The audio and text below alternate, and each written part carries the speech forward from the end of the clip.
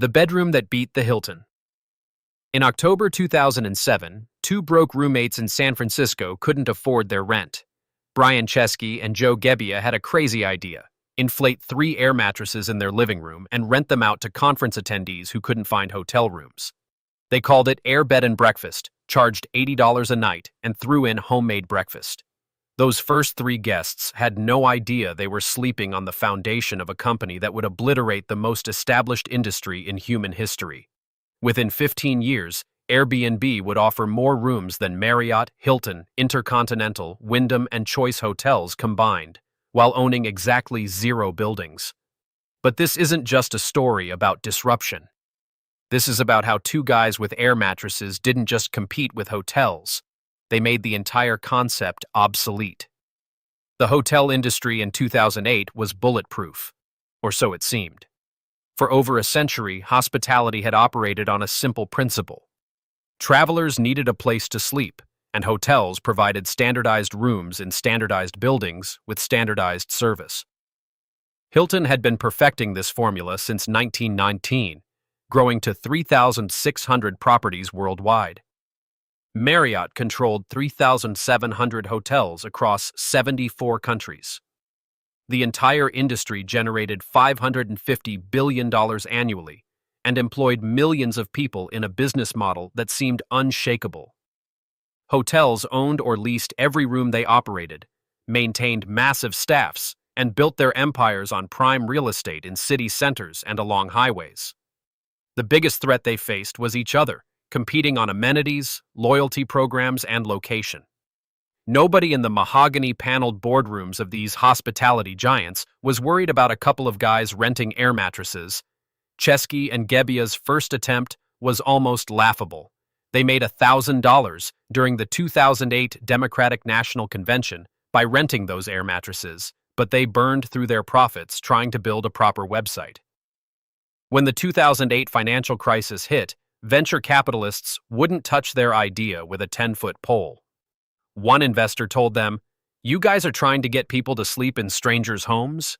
That's never going to work." They were so desperate for cash that they created novelty breakfast cereals themed around the 2008 presidential election, selling Obama O's and Captain McCain's for $40 a box. They made $30,000 from cereal sales, which kept them alive long enough to bring in Nathan Blecharczyk as their technical co-founder. By early 2009, they had renamed themselves Airbnb, but they still had fewer than 100 listings and were making just $200 a week in revenue. The breakthrough came when they realized they weren't just renting air mattresses, they were unlocking the world's largest untapped hotel inventory. Every spare bedroom, every vacation home sitting empty, every couch in a living room was potential accommodation. While hotels were limited by the number of buildings they could own or lease, Airbnb could scale infinitely by convincing ordinary people to become hosts. In 2009, they launched their platform with a revolutionary proposition. Anyone could become a hotelier without owning a hotel. The math was irresistible for hosts. A spare room that generated 0 income could suddenly earn $2,000 a month. For guests, it meant access to unique spaces at lower prices than traditional hotels. By the end of 2009, they had 2,000 listings and had facilitated 80,000 nights booked. The hotel industry's first mistake was dismissing Airbnb as a niche player for budget travelers and bohemian adventurers. Chip Conley, who later joined Airbnb as head of hospitality, said the traditional hotel executives he knew were convinced that business travelers and affluent tourists would never choose a stranger's apartment over a 4-star hotel. They were catastrophically wrong. As Airbnb refined its platform, adding professional photography services, host verification, and guest reviews, the quality gap between amateur hosts and professional hotels began to narrow. More importantly, Airbnb offered something hotels couldn't: authentic local experiences and spaces that told a story. Instead of another beige hotel room, guests could stay in a converted church in London, a treehouse in California, or a castle in Ireland. By 2011, Airbnb had reached 1 million nights booked and was expanding internationally at a pace that would have been impossible for traditional hotels. While Hilton might take years to negotiate leases, obtain permits, and construct a new hotel in a foreign market, Airbnb could launch in a new city simply by convincing local residents to list their spaces. They entered London, Paris, Berlin, and Tokyo, not by building hotels, but by activating existing inventory that was already there. This asset-light model meant their expansion was limited only by internet connectivity and local regulations. When they raised $112 million in venture capital funding that year, hotel executives finally began to pay attention, but it was already too late to stop the avalanche.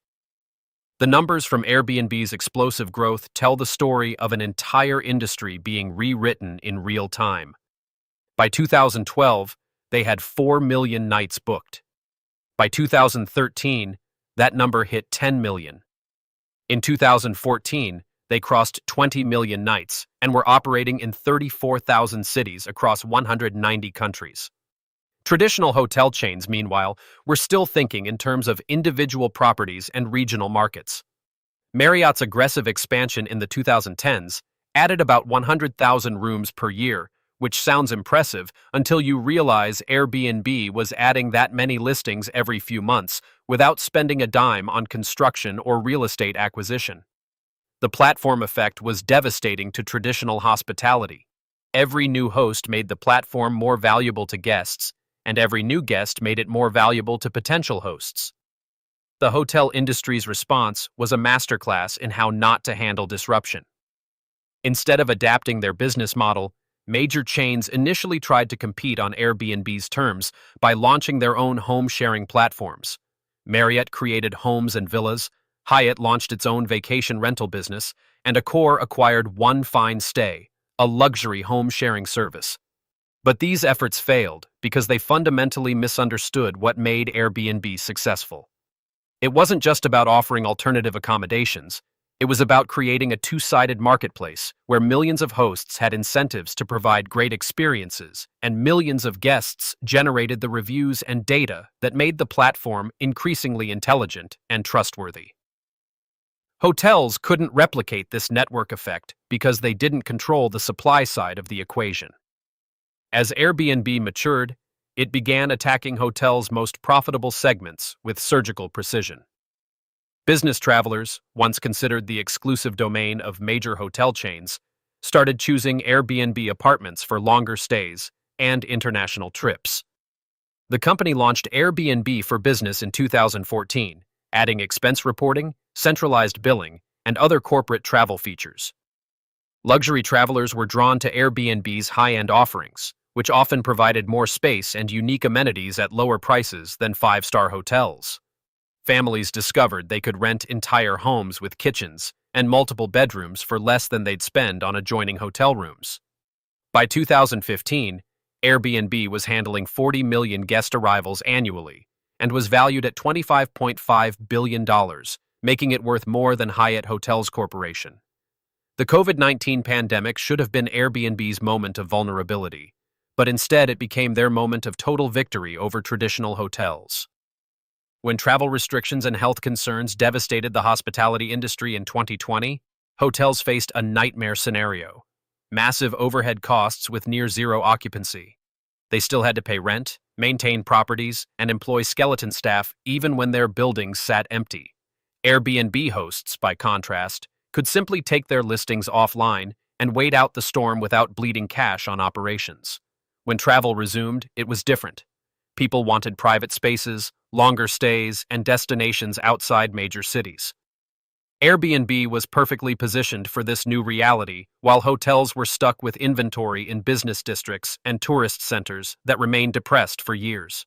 The final numbers are staggering and tell the complete story of an industry killshot. By 2023, Airbnb offered more than 6 million active listings worldwide, compared to roughly 5.5 million rooms operated by the top 5 hotel chains combined.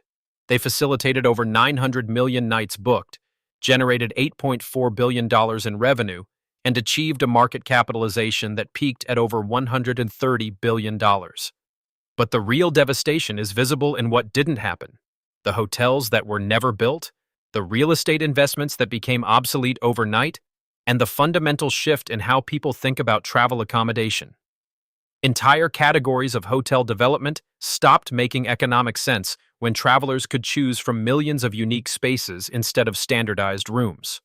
Today, as Brian Chesky rings the opening bell at NASDAQ and Airbnb hosts in over 100,000 cities collect their monthly earnings, the hotel industry is still playing catch-up to a game whose rules were rewritten 15 years ago.